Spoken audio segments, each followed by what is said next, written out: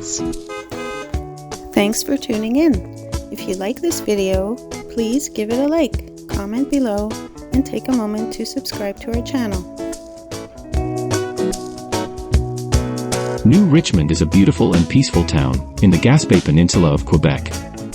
Located along the Baie de Chaleur, New Richmond is surrounded by stunning natural beauty, with mountains, forests, and the bay coming together to create a picture-perfect setting. New Richmond was founded in the late 18th century by Loyalists, people who fled the United States after the American Revolution. Many of these settlers were of Scottish, Irish, and English descent, and their influence can still be felt in the town today.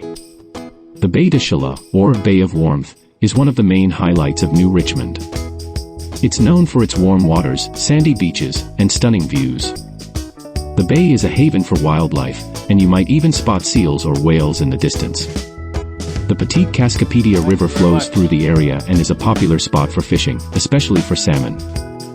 The river is surrounded by lush forests, making it a great place to relax or explore. Outdoor activities are a big part of life in New Richmond.